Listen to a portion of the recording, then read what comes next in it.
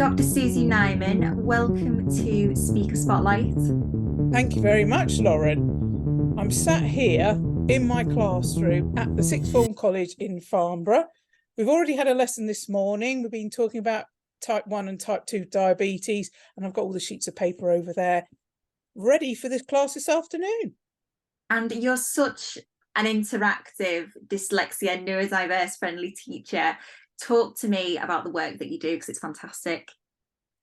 Well, I do this multi-sensory teaching. To be honest, this is my 29th year at the Sixth Form College. And I think because I've been doing it so long, I want to find a different way of teaching.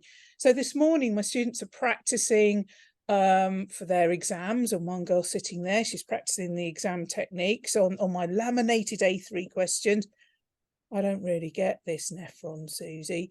So I just got my pipe cleaners out and I showed her how it all worked. And I showed her the glomerulus, which is a ball of capillaries, and then we made the Bowman's capsule, proximal convoluted tubule, loop of Henle, distal convoluted tubule, and collecting duct. And she goes, I've got it now, Susie. Marvellous. Oh, hang on, wait a second. These are the very ones I used this morning. And so she was trying to label this diagram. I think she missed the lesson. So I got my pipe cleaners out and showed her how it worked. And I feel like neurodiverse and dyslexic learners are so visual and creative. It's like they've removed that classic classroom learning, but actually doing it in that way. Like you say, that young person got it, then it clicked to them. So tell me, Susie, what is multisensory learning for somebody who hasn't got a clue? What is multisensory learning? It's basically using the 5 senses or 7 senses, and you try lots and lots of different ways. You might touch, taste, smell, clap, etc. So if we're teaching the heart, I'll show them a diagram. We clap the key words to Michael Jackson's Beat It, aorta, and we go around the room and they clap those key words. And then after that, we might make a model out of Play-Doh. But the thing is with the Play-Doh, if you use this sort of Play-Doh, it's by Centos, okay? It smells lovely. So you can get strawberry flavored, blueberry flavored. And so you can, that's another sense you're using there. Yeah.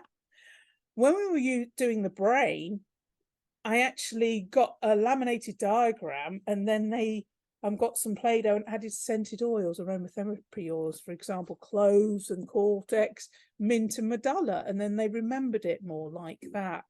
So we've got the model, we've got the clapping, we've got the singing. We then walk through the heart. I actually have satin tablecloths for the heart that they then walk through, and we put cards down. And then we might play the weakest link. So what we do is we get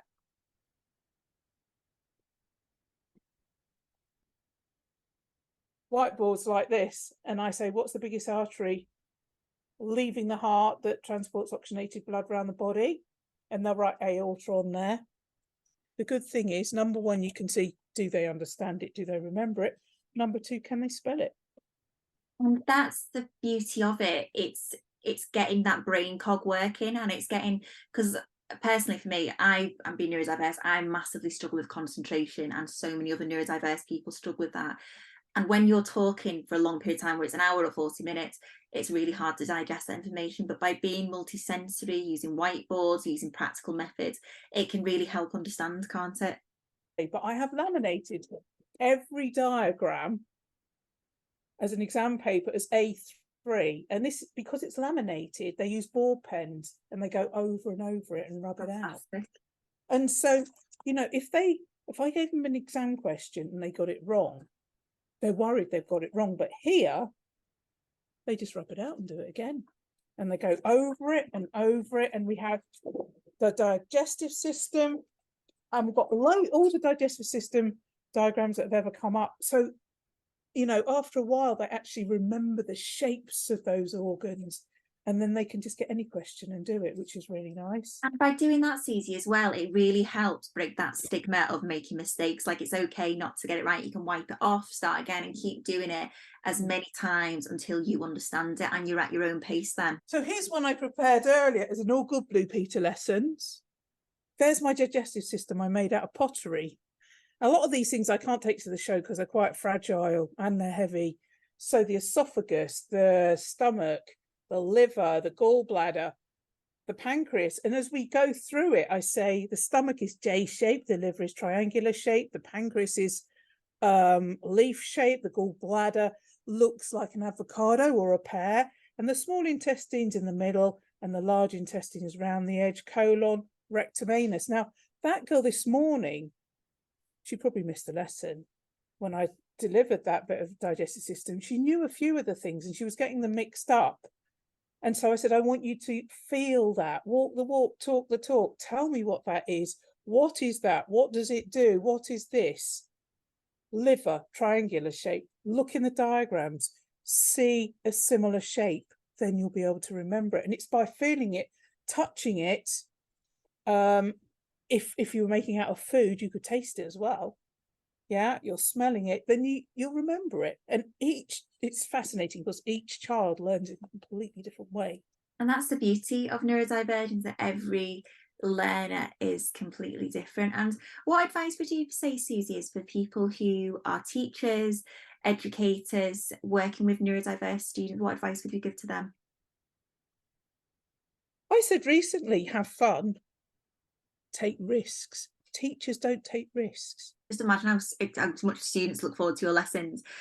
Can people expect this at your talks at the show? Are you going to be really visual, creative on stage? Oh, do you know, I love getting the balloons out. And when we do the digestive system, 11 meters mouth to anus, that everybody always enjoys that. And the thing is, the teachers say, oh, my students would hate it. I said, it's not, they'd hate it. It's, you haven't got the confidence to blow the balloons up and let it go. You're worried about people laughing at you or make a mistake. They'll remember that lesson and they'll never forget it. So yeah, it's nice. When I did that female reproductive system at the TES show, and the lady came up to me and said, oh, can you show me how to do it? And I did it. So there you go, madam, there's your balloon. She goes, oh, I couldn't possibly take that on the train. I said, don't worry, madam, I'll make it into a couple of dogs. Nobody will be any the wiser. But it is, and but that's it. You hit the nail on the head there. They will remember that session. That's so key to anyone who's dyslexic or neurodiverse, and that's something you pride yourself on. What are your talks going to be on, Susie? Tell me about the talks that you're going to do at the dyslexia show. Well, here's one I prepared earlier. Multi-sensory techniques you can try at home. That's for parents. And that's based on my BBC Bite-Size article I wrote, and how you could look at food and, you know, carrots, if you slice them, they look like eyes. Broccoli looks like the lungs. Hang on. There's one I prepared earlier. I made it in my pottery class, that broccoli. Love it. Yeah.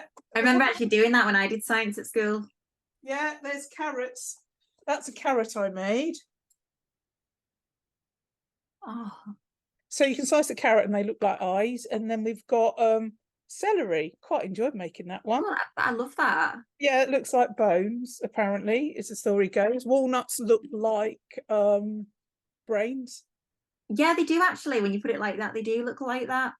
Yeah, so you can use, you know, lots of different food as you're chopping up your food with your child. You could actually think about that, you know, the food there. Lots of things you can try at home. What I wrote about in my BBC article was, I'm just flicking through my PowerPoint, we've got food. And then when we do the heart, actually, we use M&Ms, red and blue M&Ms, to show the blood flow through the heart. Random sweets for creating stories. You might have pipe cleaners at home. People don't realize they already have access to. But also it's stuff that's very ready, it's ready available, and it's not as complicated as people think it is for parents. And it's not expensive. No. And here you get an Asda pound for 4. little pots, you know, and it's brilliant. You can use tin foil if you haven't got Play-Doh. I use zips for DNA, and then you can use puppets. And I've got my friends, the puppets up here. We use puppets for diagnosis and treatment, but you can make your own. You can make sock puppets or finger puppets. You know that Flying Tiger shop? They've Love got the the full flying set tiger. in there. Full set in there, a couple of quid, job's good, and you know, buy them for Christmas, why not? You know, or birthdays, they're lovely. And then we've got post-it notes. People might have post-it notes. If you haven't got post-it notes, just get some paper and divide it into 4 or 8 or whatever, fold the paper over and cut it into squares. You could laminate some paper, revision cards, whatever you want to use. So there's lots of things that you can try and use at home. And what about your second talk, Susie? What's that going to be on? Oh, magnificent multi-sensory techniques that work. So all the stuff that I've tried. And I think the thing is, you've got to visualize, you know, how it's going to work, rather than just going in class and thinking, oh, I'll give that one a go. You have to really think about it carefully. So a lot of these techniques I've used with the boys at the oratory school, or I've used in this classroom here with my students. Here there's some behind me. You could use a hamburger for writing a story. And I've got a book called the Multi-Sensory Toolkit. Wait one second. That has them all in it. And it's published by Ochre Books. There we go. And the thing is, every one of these pages is based on a girl or a boy that I've taught, and it's things I've made with them. So you'll see a tin foil digestive system. I did that with a girl called Charlotte, who I was teaching GCSE biology at home. There is a volcano. I think I'm going to bring that to erupt, actually, because it's good fun. You can erupt it with tomato sauce and sodium bicarbonate. And footballs, putting questions on footballs. They love that. The students, one girl went up from 28 to 52% by practicing with a football. It's just incredible, the work that you do, Susie. Honestly, you know, I think the world needs more teachers like you. And where can people get that, your book? Where can people access your resources?